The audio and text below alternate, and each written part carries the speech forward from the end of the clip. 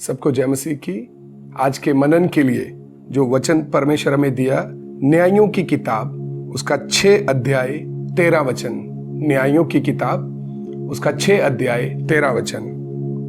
गिदोन ने उससे कहा, हे मेरे प्रभु, विनती सुन, यदि यहोवा हमारे संग होता तो हम पर यह सब विपत्ति क्यों पड़ती। आप थोड़ा सा इस वचन को ध्यान दीजिएगा। हम लोग पिछले वचनों में भी मैं आपको बताने की कोशिश कर रहा था, सिखाने के लिए कोशिश किया। आज बहुत तेरे लोग कष्ट से डरते हैं। उनके जीवन में समस्या आते समय खासतौर विश्वासी लोग, पुराने विश्वासी लोग भी आज परेशान हो जाते हैं जब उनके जीवन में समस्या आती है। क्यों आप परेशान हो जाते हो समस्या के समय में? उसके पीछे का कारण क्या है? आप गिदोन की बात समझने से आपको मालूम चलेगा। जब इज़राइल पाप में चला गया, पाप में जाने के समय में तकरीबन 6 साल परमेश्वर उनको उनके दुश्मनों के हाथ में कर दिया। और उस बीच में जब इन्होंने दुहाई दी, रोना शुरू किया, प्रभु से प्रार्थना की, प्रभु ने अपने दूत को भेजकर इनके पाप के बारे में इनको पहचान कराई। तब गिदोन अपना गेहूं अपने खत्ते में इकट्ठा करने लगा या अपनी जगह में इकट्ठा करने लगा, यह सोचकर कि मैं अपना गेहूं दुश्मनों को नहीं दूंगा। उसी समय एक स्वर्गदूत उसके पास आया। स्वर्गदूत आते समय उसको बोलता है, हे शूरवीर सूरमा, यहोवा तेरे संग। लेकिन गिदोन का जवाब क्या है? यदि यहोवा हमारे संग होता तो हम पर यह विपत्ति क्यों पड़ती। और जितने आश्चर्य कर्मों का वर्णन हमारे पुरखा ये कहकर करते थे, क्या यहोवा हमको मिस्र से छुड़ा नहीं लाया? वह कहां रहे? गिदोन क्यों ऐसा बोल रहा है? क्योंकि उसने अपने जीवन में कभी भी परमेश्वर को अनुभव नहीं किया। उसने जितना भी लाल समुद्र के बारे में, मिस्र के बारे में, या उनके लिए यर्दन दरिया परमेश्वर 2 हिस्से कर दिया, लाल समुद्र को 2 हिस्से कर दिया। गिदोन सिर्फ अपने जीवन में उन बातों को सुना था, उन कहानियों को सुना था, लेकिन कभी भी व्यक्तिगत तौर पर अपने जीवन में उसने अनुभव नहीं किया। इसलिए जब उनके जीवन में समस्या आने लगी, समस्या आते समय गिदोन परेशान है।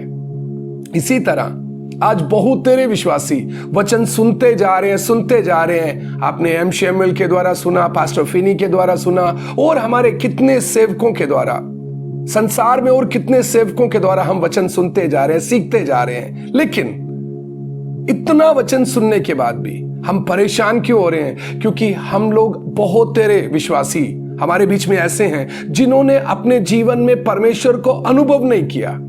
आपको मालूम है दाऊद अपने जीवन के बारे में क्या बोलता है? चक्कर देखो यहोवा कैसा भला है। जब तक आप अपने जीवन में परमेश्वर को चखेंगे नहीं, आप टेस्ट नहीं करोगे, आप परमेश्वर को अनुभव नहीं कर सकते। और इस बात के कारण आपका आत्मिक जीवन कमजोर रहता है।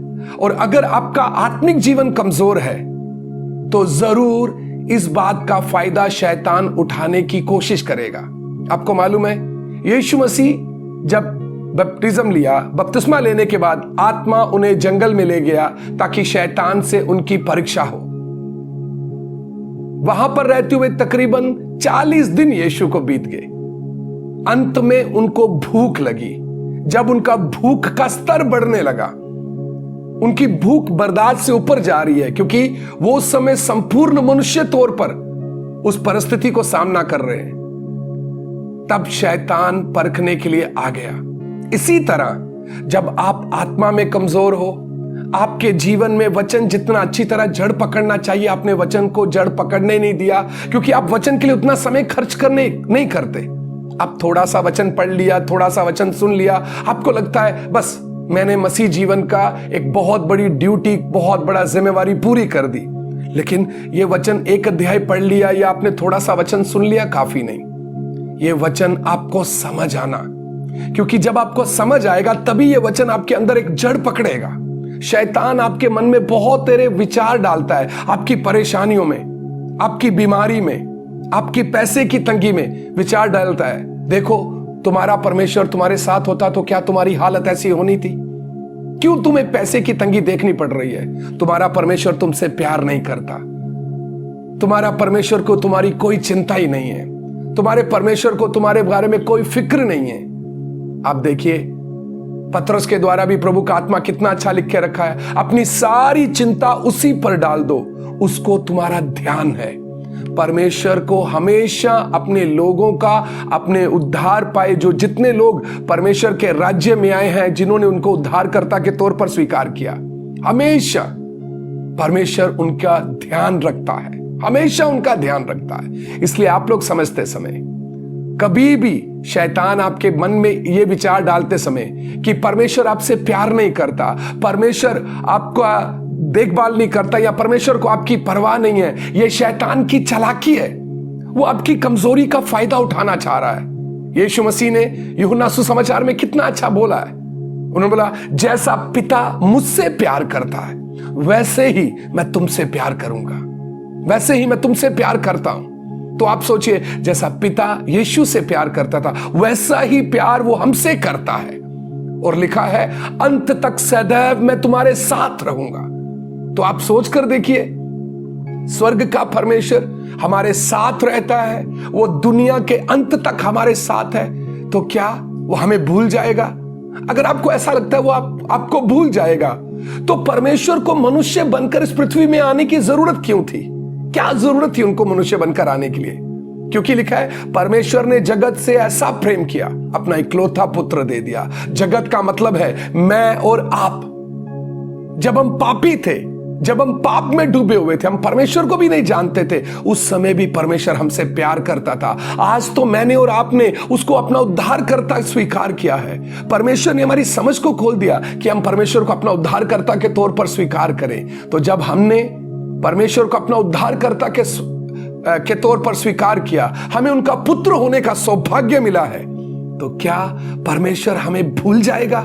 क्या उसका प्यार कम हो जाएगा? नहीं, परमेश्वर का प्यार कभी कम नहीं होता। मैं आपको एक और बात समझाना चाहता हूं। आपका बच्चा अगर 2 महीने का है, आप उसको गोद में उठाते हो, आप उसको अपने पास सुलाते हो, लेकिन वो अगर 5 साल का हो गया तो आप उसको अभी खेलने देते हो, आप चलने देते हो, लेकिन 2 साल 2 महीने का है, वो आपके ऊपर गंदगी करेगा, लेकिन आप उसको बर्दाश्त कर रहे हो, आपको दुख नहीं हो रहा। लेकिन वही काम 5 साल का बच्चा करते समय आपको थोड़ा लगेगा, नहीं, इसको सिखाना चाहिए। अगर वही काम 12 साल या 15 साल का बच्चा करे तो मेरे प्यारो, परमेश्वर का प्यार आपसे कम नहीं हो रहा, बल्कि आप जैसे जैसे आप एक साल प्रभु में बढ़ते जा रहे हो, प्रभु का व्यवहार आपके लिए बदलता है। प्रभु का व्यवहार, परमेश्वर का व्यवहार आपके लिए बदलता है। उसका प्यार बिल्कुल भी कम नहीं होता। आप जैसे जैसे प्रभु में बढ़ते जा रहे हैं, उसका प्यार भी आपके लिए बढ़ रहा है। इसलिए आप हमेशा याद रखिएगा, मेरे जीवन में परिस्थिति आते समय कोई मेरे कान में आकर बोलेगा कोई तुमसे प्यार नहीं करता, उस समय उसको बोलना, मुझे मालूम है मेरा परमेश्वर जितना मुझसे प्यार करता है उतना मुझसे कोई प्यार नहीं कर सकता। बेशक मुझे ये परिस्थिति अभी समझ नहीं आ रही, लेकिन जरूर इसके पीछे भी मेरे परमेश्वर का एक बड़ा उद्देश्य होगा।